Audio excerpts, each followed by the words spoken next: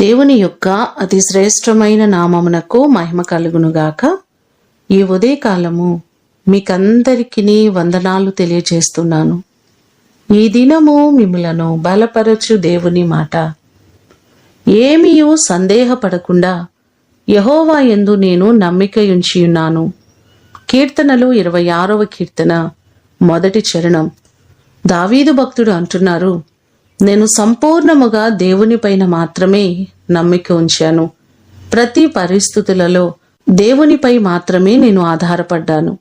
దేవునిపై నమ్మిక ఉంచి ఆయనపై నేను ఆధారపడ్డాను కాబట్టి దేవుడు నా జీవితంలో ఎన్నో జయములను అనుగ్రహించాడని దావీదు ఈ భాగంలో చెప్పడం మనం చూస్తున్నాం.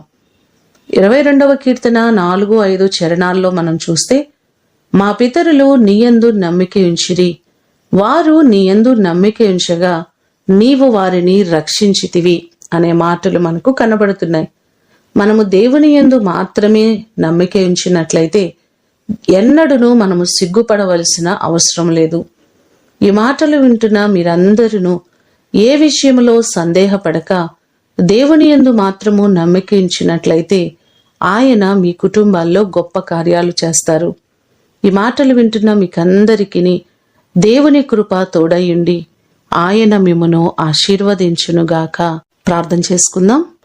పరిశుద్ధుడు అయిన తండ్రి, మీ పాదములకు వందనాలు, స్తోత్రాలు. మీ కృప చొప్పున ఈ దినము మేము నీ సన్నిధికి వస్తున్నామయ్యా. ఏ విషయంలో మేము సందేహపడక సమస్తమును చేయగలిగిన మీ వైపు చూస్తున్నాం. మా పరిస్థితులను, స్థితిగతులను మేము చూడట్లేదు.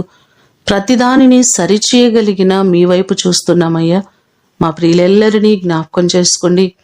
ఏ విషయంలో వారు సందేహపడుతున్నారో, ఏ విషయంలో అధైర్యపడుతున్నారో ప్రతి వారిని మీరు ధైర్యపరచండి. మీ అందు అచంచలమైన నమ్మికను ప్రతి వారికి మీరు కలుగ చేయండి. ఈ దినమంతా కూడా వారి ప్రయాణములలో వారికి క్షేమాన్ని ఇవ్వండి.